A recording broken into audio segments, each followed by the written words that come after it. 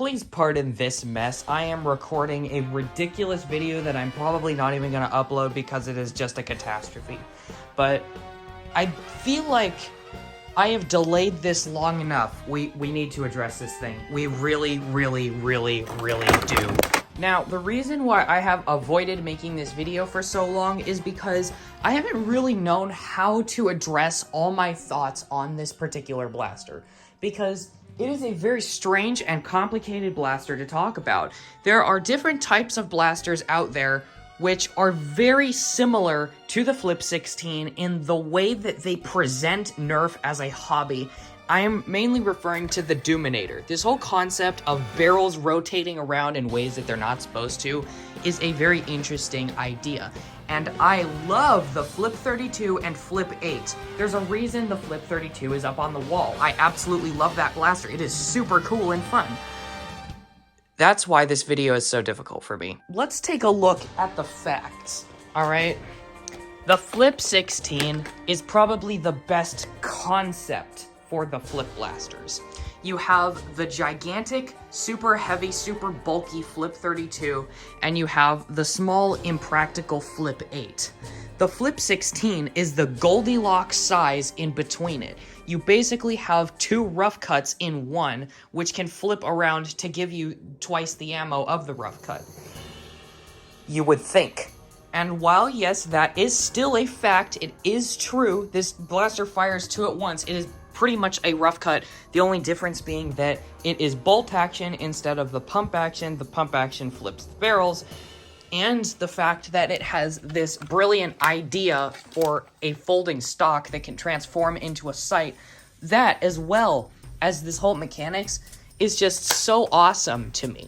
I was super excited for this blaster, and when I got it, I wasn't too disappointed, especially with the physical functions. It is beyond comfortable. This grip is super nice and smooth and filleted for the most part. Not to mention the plastic quality. Nice, rock solid. It's thick plastic. It feels premium. I mean, except for right there. Look, you can see the Elite logo going in. I just think that's kind of funny. And this is where the review starts to crumble into absolute catastrophe. The camera angle of this video is going to change to this for quite a while during this whole midsection of the review, mainly because I cannot hold or use this blaster with one hand. So, while the grip may be comfortable, it also has this problem where your hand has to hold itself up, because if it rides up into the top, like right here where this groove is, your finger is way too low to get to that trigger, and it is super insufferable.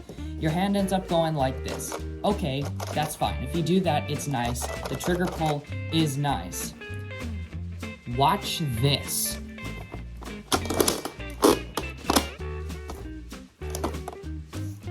Inexcusable. So let me go over everything wrong with what I just showed you. First off, the barrel's overshot. They just overshot again. And you can see that they're overshooting unless I prime it exactly perfectly with the exact amount of force required. Also, you notice a little sound coming from this green handle right here? Yeah. Every single time you pull this thing back to advance the barrels, pulling back is fine, but the blaster sounds like it's desperately crying out for help while being shredded into pieces the entire return slide back. And it does not just sound like that, it feels like that. This feels broken. Out of the box, and that's not even a design flaw, that's just the design. Do you hear all that scratching? You can feel it try to stop you from pushing forward at every point possible. You get about this far, and then it clicks. Then it starts clicking until you get to that point, which it gets really rough, and then with one big push, it snaps back into position. It's terrible. It's ungodly. I don't understand what is wrong with this mechanism. Especially because the bolt action is buttery smooth. It feels so nice to pull this bolt back and forth, and Once you do that, the trigger pull is also very smooth, very nice and reliable and clicky. And, surprisingly, the performance is alright. I may as well do a firing demo now, just because I don't know if I'll have time to do it in the future. I'll just get it out of the barrel. That's lovely.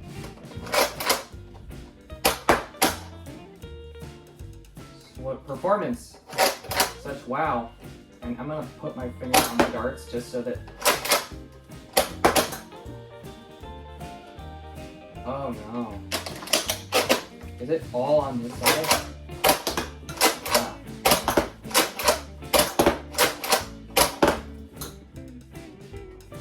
Beats me, but there you go. Firing test. Oh yes, the stock falls apart too. Watch this. You get it, you pull it out, ta. It just snaps right back in without any force. That was the lightest tap, just swaying my hand like this. Observe when I try to put any weight on the stock. I'm pushing, and it immediately collapses. Like, minimal force. They could have at least tried to put a semi-reliable spring in there. There's literally no reason to even call this thing a stock because you can't use it as stock at all. As a sight, yeah, you can use it, except that there are no front sights, so it's basically pointless. It just doesn't make sense how they failed with this middle blaster when both the bigger one and the smaller one work wonderfully. They work wonderfully. The Flip-8, here, let me go and show you what I mean by the Flip-8 being so good. If I take the Flip-8 out of this cabinet right here and show you this, look at this. Super nice, comfy grip, nice trigger. You've got the priming bar down here, which works the same as a Jolt. You do that, you can fire it. The flip mechanism is on this. You pull it back, it doubles as a sight, which is actually functional because you can see the iron sights all the way down there. You do this. It has two sides of the plastic holding it together. The Elite logo spins with it. That is sick, and it works wonderfully. I've never had this thing overshoot. The same thing goes for the gigantic, heavy Flip-32. I mean, that one works super reliably. Not once, not at all, has that barrel thing ever overshot or undershot. It always aligns perfectly, no matter how soft or rough you turn it. I don't understand. And then this is probably going to be the blaster that a lot of people enter with because it's not too small to where it isn't fun, but it's not too big to where the price isn't ridiculous. At $40, it is the ideal price point for a flagship of this type of blaster and a nice entry point, just kind of a middle ground that you can get into. But it makes it very hard to invest in the other blasters when the blaster that you're probably going to be starting with is terrible. It doesn't work. I mean, if you completely ignore the whole flipping function and just look at it as a bolt action rough cut, then yeah, sure, it's going to work fine. Why would you get this over just a rough cut if that's what you're going to be doing? Like, the logic is out the window. It doesn't make any sense. I don't know how, but I cut my thumb. Oh, well, that's off topic, but yeah, y'all understand the point. I want to love this blaster, and I'm sure there's a way that whole mechanism can be fixed. Maybe it just needs more grease or something. Maybe it needs an extra gear or one gear polished or sanded or something, but out of the box, it's not worth buying. It's not worth investing in. It's not worth looking at. You should avoid this blaster. You should look at the other two flip blasters. The only reason I can see people confidently buying this and being happy with it is if they're collectors like me, who just want to have the full collection of all three of the flipping blasters. In that case, it's going to sit on a shelf and collect a fine layer of dust that's going to stay there forever. Because either of the other two flip blasters, or really any other blaster that Hasbro has released in the past year or two, would probably be more fun to play with than this thing. It's front heavy, it's bulky, it's dysfunctional, and even when it does work, it doesn't work very good. You would probably actually have more fun taking your chances with the Elite 2.0 Warden than using this thing reliably. Someday, I will make a comparison between the Warden and the Rough Cut. I don't know when that day will come, though. But for right now, there's no point in trying to excuse the elephant in the room. This thing sucks, and you really should not buy one. That's really all I have to say. This video is rather depressing for me to make because this is a blaster that I had so much hope for, because it is a sign and a beacon of Hasbro returning to what it is. A company based off of good, interesting, and fun blasters to play with, rather than just another random mainstream market that is only in the room for bucks.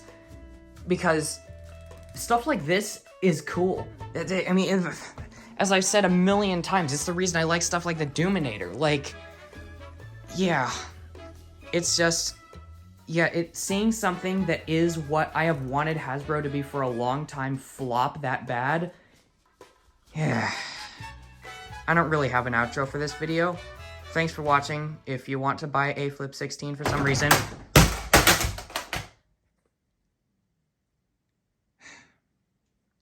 purchase link will be in the description. I'll see y'all next time.